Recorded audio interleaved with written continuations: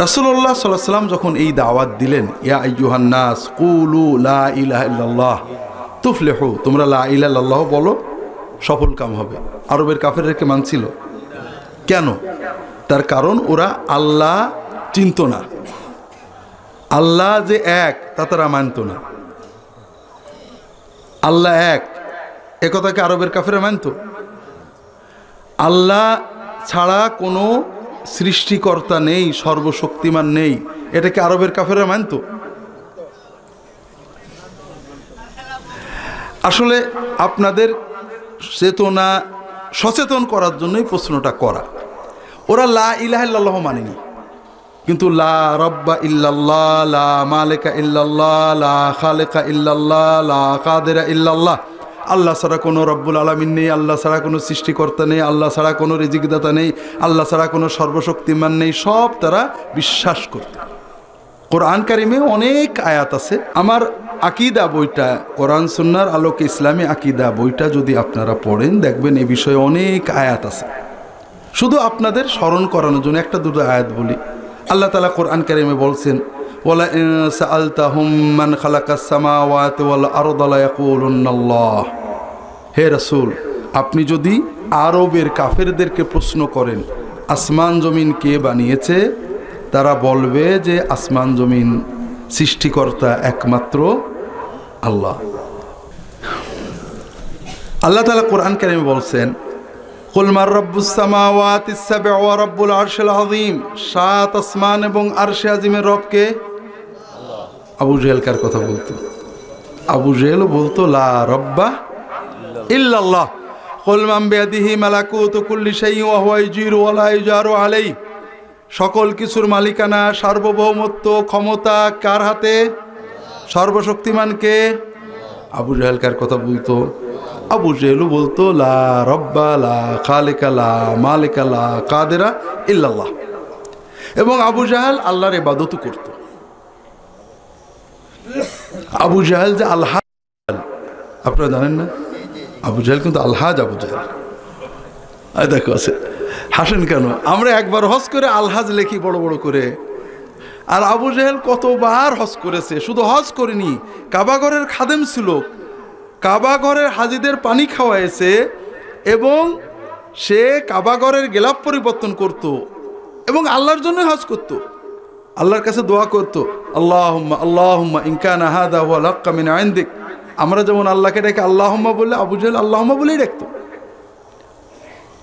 আবু জাহেল সব মানত, আল্লাহর ইবাদত করত, কিন্তু আল্লাহ ছাড়া কারোর ইবাদত করা যাবে না, শুধু এইটুকু মানত।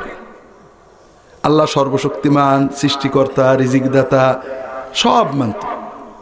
আল্লাহ ছাড়া আর কেউ নেই মানত, আল্লাহর ইবাদত করতে মানত, কিন্তু আল্লাহ ছাড়া কারোর ইবাদত করা যাবে না, এইটা মানত। বিষয়টা কি আপনারা বুঝতে পেরেছেন?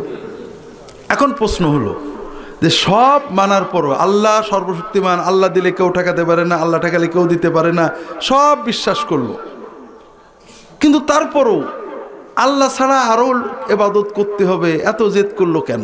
এটা প্রশ্ন না? আল্লাহ মাবুদ তাও মানল, কিন্তু আল্লাহ ছাড়া কেউ মাবুদ না এটা মানল না কেন? এটা প্রশ্ন আসে না? আপনাদের মনে কি প্রশ্নটা আসছে? উত্তরটাকে আলোচনা করব। গুড, খুব সহজ, বিশেষ করে সিলেটে, কারণ আমাদের দেশের লোকেরাও সিলেটে আসে। আমি আমার বিশ্ববিদ্যালয়ে, ইসলামী বিশ্ববিদ্যালয় কুষ্টিয়ার ভিতরে একটা গাড়িতে একটা গান শুনলাম অনেক বছর আগে, বাবা শাহজালাল ওলি তুমি দয়াল বাবা, দয়া করো বাবা। আপনারা কিরকম গান শোনেন? শোনেন না? এই যে ব্যক্তি বাবা শাহজালাল ওলি তুমি দয়াল বাবা, দয়া করো বাবা গান গাচ্ছেন, ওনার কাছে যদি প্রশ্ন করেন যে আমাদের সৃষ্টিকর্তাকে, কে বলবে? আমাদের রবকে, কি বলবে? আল্লাহর ইবাদত করতে হয় বললে মানবে না? সব মানবে। কিন্তু যদি বলেন যে আল্লাহ ছাড়া কাউকে ডাকা যাবে না, কারোর দয়া প্রার্থনা করা যাবে না, ও কি মানবে? মানবে না। আরো ভালো করে বুঝান যে বাবা শাহজালাল ওলি, শাহ পরান ওলি, শাহ মখদুম ওলি, গৌসে আজম ওলি, খাজা বাবা ওলি, আল্লাহ বাবা ওলি, দয়াল বাবা ওলি, সবাইকে তুমি ভালোবাসো, শ্রদ্ধা করো, তাদের জন্য দোয়া করো, তবে চাওয়া পাওয়া শুধু আল্লাহর কাছে। ওকে মানবে? আরও ভালো করে বলেন যে শাহজালাল অলি দয়াল, অন্যান্য অলি দয়াল, ঠিক আছে, তবে আল্লাহও তো দয়াল। আল্লাহ দয়াল না? আল্লাহর কোরআনের প্রথম কথা কি? বিসমিল্লাহির রহমান। তাহলে আল্লাহ হলেন মহা মহা মহা মহা দয়ালু, ঠিক না?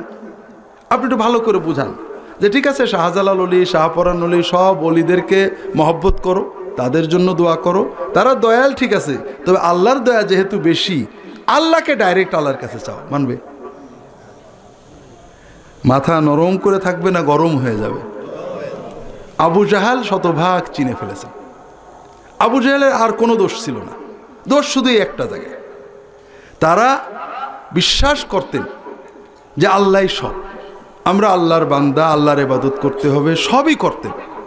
তবে তাদের বিশ্বাস ছিল যে আল্লাহ অনেক মহান, মালিকুল মুলুক,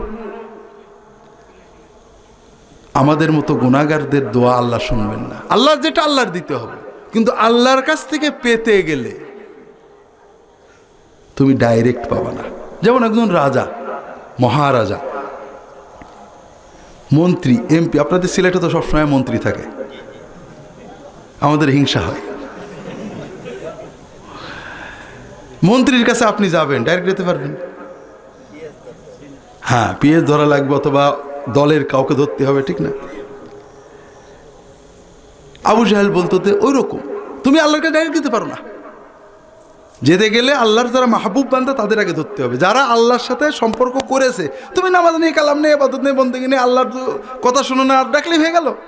যারা ডেকে ডেকে ডেকে ডেকে আল্লাহর মাহবুব হয়েছে, এদেরকে ধরো, এদের ডাকো, এদের ডাকলে এরা তোমার আল্লাহর কাছ থেকে এনে দেবে। এই যুক্তিতে তারা আল্লাহর ফেরেশতা জিবরাইল, মিকাইল, আজরাইল, ইসরাফিল, আল্লাহর নবী ইব্রাহিম, ইসমাইল, মুসা, আইসা, আল্লাহর অলি ইয়াগুস, ইয়াউক, সুয়া, নাসর, লাত, মানাত, উজ্জা, হবল, এদেরকে আল্লাহর মাহবুব হিসেবে, সত্যই নবী আল্লাহর মাহবুব, এতে সন্দেহ নেই, কিন্তু মাহবুব হিসেবে তারা ইবাদত শুরু করে দিল, বন্দনা। তাদের মাজারে চলে গেল, তাদের মূর্তি বানিয়ে নিল, মূর্তিও নেই, মাজারও নেই, নো প্রবলেম। আসলে তো হুজুরের স্মরণ করা, তারা একটা পাথর বসিয়ে নিল, গাছ ঠিক করে নিল, সেখানে দিয়ে তাদের বন্দনা করলো, দুধ ঢেলে দিল, তাদের উট জবাই করে দিল, তাদের ডাকলো, বাবা ইয়াগুস, মা লাত, বাবা ইব্রাহিম, শোনো বাবা, দেখো বাবা।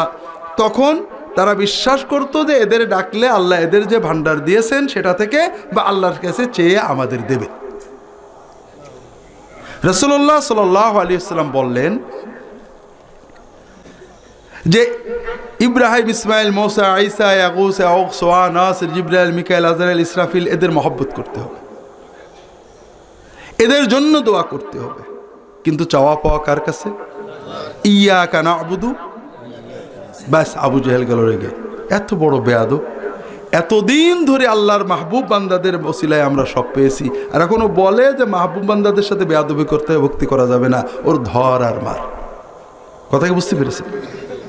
লা ইলাহা ইল্লাল্লাহু যে যুক্তি দিয়ে আবু জাহাল, আবু লাহাব, আরবের কাফেররা রিফিউজ করলেন, বাতিল করলেন, এই যুক্তিটা কি আমাদের দেশে আছে কিনা? অল্প না বেশি? তাহলে লা ইলাহা ইল্লাল্লাহ ঠিক থাকলো কি করে? শুধু এটাকে ভুল বললে হবে না, আমাদের একটু বুঝতে হবে। আমরা আগেই বলেছি, আপনাদের সিলেটের কোনো এক মন্ত্রীর কাছে আপনারা সিলেটের কোনো সাধারণ মানুষ যদি যেতে চান, তাহলে কি সহজে যেতে পারবেন? কিভাবে যেতে হবে? হ্যাঁ, মাধ্যম লাগবে। আল্লাহর কাছেও কেন? আল্লাহ কি মন্ত্রীর চেয়েও ছোট নাকি? একটা মন্ত্রীর পর্যন্ত মাধ্যম দিয়ে যাওয়া লাগে, একটা এসপি ডিসির পর্যন্ত মাধ্যম দিয়ে যাওয়া লাগে, আর আল্লাহ মালিকুল মুলুক, তার কাছে আপনি এমনি চলে যাবেন? আল্লাহকে এত ছোট করবেন আপনি? একটু বোঝেন, একটু ভালো করে বুঝি। বিষয়টা হলো, আমরা যে মানুষের কাছে মাধ্যম নিয়ে যাই, এটা দুটো কারণে। কয়টা কারণে? প্রথম কথা হলো যে মানুষ জাহেল, আমাকে চেনে না। আপনাদের মন্ত্রী মহোদয় যাকে খুব ভালো করে চেনে, তার কি পিএসের হয়ে যাইতে হয় না সরাসরি যাইতে হয়? তাহলে পিএস হয়ে, মন্ত্রী হয়ে, চামচা হয়ে যেতে হয়, চেনে না তাই। কারণ আমি কেমন, আমি কি সত্য বলছি না মিথ্যা, উনি তো বুঝতে পারবেন না। কিন্তু উনার প্রিয় পরিচিত কেউ যদি রিকমেন্ড করে দেয় যে না লোকটা ভালো, সত্য, ও যে আমার একেবারে আপনজন, আমি চিনি, একটু ওর বিপদে পড়েছে, হেল্প করেন, তখন তার ভিতরে একটা ইতমিনান আসবে, কনফিডেন্স আসবে যে না এটা পাই, সাহায্য এর পাওনা। কথা বুঝেন না? আল্লাহ তাআলাও তো তাই, বুঝেন আপনারা? আল্লাহ তো আমাকে চেনেন না, তারপরও আল্লাহ তাআলার কোটি কোটি কোটি কোটি বান্দা, আল্লাহ তাআলা নাউজুবিল্লাহ আস্তাগফিরুল্লাহ, হয়তো বা ঝাপসা জানেন, অত অস্পষ্ট জানেন। যদি কোনো আল্লাহ নেককার বান্দারি কমেন্ট করে দেন, তাহলে আল্লাহ কনফিডেন্ট হবেন নাকি? কোনো আল্লাহর বান্দা যদি মনে করে যে মানুষের কাছে যেতে গেলে যেমন একটা লোক পরিচয় করে দিলে সে আমাকে ভালো চিনতে, আল্লাহর কাছেও বোধহয় পরিচয় করিয়ে দেওয়ার, ইন্ট্রোডিউস করে দেওয়ার একজন লোক হলে ভালো হয়, তাহলে কি ইমানটা থাকলো? কথা বুঝতে পারছেন? দ্বিতীয়ত, যে কারণে মানুষের কাছে যেতে আমাদের মাধ্যম লাগে, সেটা হলো মানুষ শুধু জাহেলু নয়, জালেম। জালেম মানে আপনাকে চেনে কিন্তু পার্সিয়ালিটি করলো। এলাকার কমিশনার দুইজনকেই চেনে, বিচারে পার্সিয়ালিটি করে না? করে। কিন্তু আপনি যদি তার কোনো প্রিয়জন, তার শ্বশুর, শাশুড়ি, বউ, শালা, আমি কিন্তু আব্বা আম্মার কথা বলিনি, আজকাল লোকের আব্বা আম্মার কথা মানে না, এদেরকে দিয়ে সুপারিশ করিয়ে দেন যে আমার প্রিয় লোক, একটু খেয়াল রেখো, তাহলে আর পার্সিয়ালিটি করতে পারে না, তাই না? কথা বোঝেননি? আল্লাহ তো এরকম। আল্লাহ আমাকে চেনেন, জানেন, বোঝেন, আমার পাওনা কি দিলে আমার ভালো হবে সব জানেন, তারপরও আমি চাইলে আল্লাহ দেবে না, আর কেউ বলে দিলে আল্লাহ দেবে, এরকম চিন্তা করলে কি ইমানটা থাকলো? তবে একটা জিনিস দেখেন, আপনারা মানেন কিনা, আল্লাহ সব জানেন, আমরা জানি, কিন্তু আমরা যে অনেক গুনাহ করেছি, আল্লাহর অবাধ্য, এটা তো আল্লাহ জানেন। নাউজুবিল্লাহ আস্তাগফিরুল্লাহ। আল্লাহ তো বদরাগী, দয়া মায়া কম, কিন্তু আমাদের মতো খলিফা জামাতাদের দয়া মায়া বেশি। কাজেই আমি যদি এখন আল্লাহর ডাকি, অন্তর দিয়েও ডাকি, আল্লাহ মন গলবে না। কিন্তু যদি কোনো হুজুরকে বলি, হুজুর একটু বলে দেন, তখন আল্লাহ নেন। এটা তো এরকম চিন্তা করলে কি ইমান থাকে? থাকে ভাই। এরপরে বুঝেন, কোর্টে গেলে উকিল লাগে না? উকিল লাগে তো, আল্লাহর কাছে উকিল লাগবে। আল্লাহকে তাহলে জজ সাহেবের চেয়েও কমা নাকি? জজ সাহেবের কাছে একজন উকিল লাগে, আর আপনি আল্লাহর ডাকেন না, খান না, দান না, আল্লাহর ঘরে যান না, আল্লাহর সাথে কথা বলবেন, ডাইরেক্ট হবে? উকিল লাগবে না? লাগবে, লাগবে না? কেন? জজের কাছে উকিল লাগে কারণ জজ জানে না যে কার দলিল ঠিক আর কারটা জাল, জানে নাকি? এই জন্য আইন দিয়ে বোঝানোর জন্য উকিল লাগে। আল্লাহ তো সেরকম। একটা কথা মনে রেখেন, আল্লাহকে পেতে উকিল লাগে, এটা হলো সব শিরকের মূল। আর এজন্যই আল্লাহ কোরআন কারিমে এটাকে বারবার খণ্ডন করেছেন, কাফা বিল্লাহি ওয়াকিলান, উকিল হিসেবে আল্লাহ যথেষ্ট। ফাত্তাখিযহু ওয়াকিলান, উকিল ধরো আল্লাহকে, আল্লাহ তাত্তাখিযু মিন দুনি ওয়াকিলান, আল্লাহকে ছাড়া কাউকে উকিল ধরো না। কথা কি বুঝতে পারছেন? অনেক কথা আছে ভাইয়েরা, তাওহীদ যদি অন্তরে না আসে, বাকিগুলোতে কি কোনো লাভ হবে? কাজে এটা আমি জানি না, আমি মনে করি সিলেটের মানুষ তাওহীদ বোঝে, তারপরে অনেকে যদি না বোঝেন, এই জন্য একটু সময়টা নিচ্ছি। এবার আমরা বাস্তব গল্পে আসি। আমি যাব, উকিলের কথা যদি ভুলে যায় মনে করে দেবেন, উকিলের কথাটা আবার বলব। আপনাদের সিলেটে ছোট বাচ্চাদের মা বাবা কিছু মারধর করে না? বেশি মারে কে? দাদি, আব্বা না আম্মা? আম্মা। তার মানে ছোট বাচ্চাদের বড় দুশ্মন হলো মা। হ্যাঁ, আচ্ছা, ছোট বাচ্চাদের হুকুম করে বেশি, মানে শিক্ষা দেয়, নির্দেশ দেয়, এটা কর, এটা করিস না, এটা খা, এটা খা, এটা হাত দিস না, এটা খা, এটা খাস না, এগুলো বাবা না মা? তার মানে মাটা বড় জালেম, ঠিক না? বাবা কিছুই কয় না, মা কিছু হলেই খালি বলে এটা কর, এটা করিস না, বাথরুমে গেলেও মা জ্বালায়, খাইতে গেলেও মা জ্বালায়, ঠিক না বেঠিক?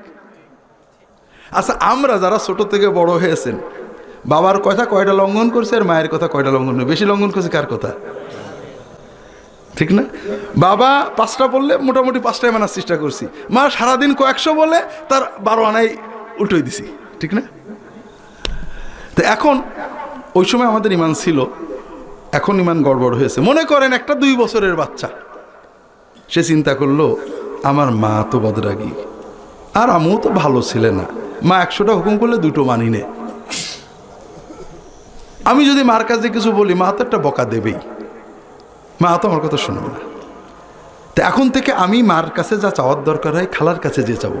খালা খুব আদর করে, কোনোদিন রাগ করে না, যখনই যায় খালা আদর করে, খালার কত দয়া। কাজেই আমি যা চাওয়ার খালার কাছে যাব, খালা মার কাছে এনে দেবে। ওই ছেলেটা মায়ের কাছে যা চাওয়ার ওটা খালার কাছে যেয়ে বলে, খালা নিজে থাকলে দেয়, নইলে মার কাছে চেয়ে দেয়, যে আপা কি বোন দেও, ওকে এটা দাও। এইরকম ছেলে যদি কোনো মায়ের থাকে, মা কি খুশি হয় না বিরক্ত হয়? ও কি মাকে সম্মানিত করছে না অপমানিত করছে? ও প্রমাণ করছে যে ওর মা ভালো মা না। ভালো মায়ের মাতৃত্বে 2টো দাবি আছে। একটা হলো যে সন্তানের মা হওয়ার যে দাবি, মাতৃত্বের দাবি, যে সন্তান তার কথাটা আগে যে কাকে বলবে? ব্যথা পেলে মা ডাকে, আমরা কি ডাকি? মা বলে ডেকে ওঠে না। পেটে খিদে লাগলে কাকে ডাকে? এটা মাতৃত্বের দাবি। আরেকটা দাবি হলো যে ছেলে যত কিছুই করুক, ছেলে যখন মা বলে যে কেঁদে পড়ে, ছেলের কষ্ট মা বুঝতে পারে, তখন কোনো কিছুই থাকে না, মা ছেলেকে আগে জড়াই ধরবে, ঠিক না?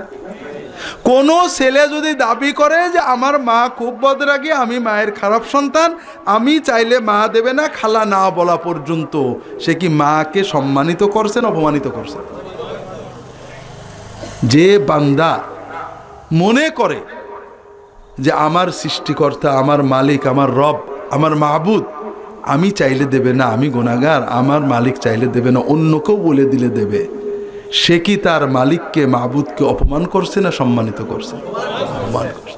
আল্লাহ তাআলার রুবুবিয়তের, উলুহিয়তের দাবি হলো যে বান্দা যত বিপদ আপদ বালা মুসিবত ভালো মন্দ প্রথমেই শেয়ার করবে কার কাছে? আল্লাহর কাছে। কাজেই ভাইরা, আমরা ভুল বুঝি। শিরকের যে মূল চেতনা আমাদের ভিতরে কিভাবে যেন ঢুকে পড়েছে। ভালো, আমরা গুনাহ করি, আল্লাহ আমি গুনাহগার বান্দা, এগুলো ঠিক আছে, আমি গুনাহগার, আল্লাহ আমার কথা শুনবে না, এখান থেকেই যত বিপদের শুরু। কোনো সন্তান যদি মনে করে আমি মায়ের কথা শুনি না, মা আমার কথা শুনবে না, তাহলে সে মাতৃত্বকে অপমান করলো, ঠিক না? ঠিক কোনো বান্দা যদি মনে করে আমি গুনাহগার, কাজে আল্লাহ আমার কথা শুনবে না, কারোর মাধ্যম দিয়ে বললে শুনবে, তখন সে আল্লাহর রুবুবিয়ত উলুহিয়তকে অপমান করে। কথা কি বুঝতে পেরেছে? ইউনুস আলাইহিস সালাম মাছে গিলে ফেলছিল, কি বলছিলেন? লা ইলাহা ইল্লা আনতা। তার মানে কি? আল্লাহ বিপদে পড়ে ডাকার মতো, বিপদ তরানোর মতো, বিপদগ্রস্তের কথা শোনার মতো তুমি ছাড়া কেউ নেই। আল্লাহ অন্যায় করেছে, তুমি উদ্ধার করো, এটা তো কথা। এটার নাম হলো লা ইলাহা ইল্লাল্লাহ। আপনি একজন পীরের দরবারে যাবেন, ভালো মানুষ, কি জন্য? শিখতে, দিন শিখব, দিন পালনের আগ্রহ তৈরি করব। একজন আলেমের কাছে যাবেন, দাড়ি রাখা দিনের এবাদত, জানে না এমন বাঙালি আছে নাকি? আছে, সবাই জানে যে দাড়ি রাখা দিনের একটা এবাদত, কিন্তু সবাই রাখতে পারেন না। কিন্তু হঠাৎ একজন নেককার মানুষের সোহবতে গেছে, একটা নেক দলে চলে গেছে, একটা নেক গ্রুপে আসছে, দাড়িটা রেখে দেয়, ঠিক না? তার মানে জানলেই হয় না, জানা এলেম পালনের জন্য কিছু মানসিক শক্তি প্রয়োজন, যেটা আলেম বা নেককার মানুষদের সোহবতে থাকলে পাওয়া যায়। কথাকে বুঝতে পেরেছেন? কেউ যদি আমল শেখার জন্য, আমলের আবেগ শক্তি তৈরির জন্য কোনো নেককার মানুষের কাছে যায়, এটা ভালো কাজ। কিন্তু বিপদে আপদে তরিয়ে নেবেন অথবা আল্লাহর কাছে পার করে দেবেন, এই চিন্তায় যখন মানুষ কারোর কাছে যায়, ওই চিন্তাটা করার সঙ্গে সঙ্গেই সে মুশরিক হয়ে যায়। কথাটা কি বুঝতে পেরেছেন? কাজেই ভাইরা, আমাদের দেশে তাওহীদ বিপন্ন, অন্য সব ঠিক আছে, অনেক ভালো মানুষও বুঝতে পারেন না যে তার চিন্তাটা শিরিকে চলে যাচ্ছে। আল্লাহ তাআলা হেফাজত করুন, আমিন।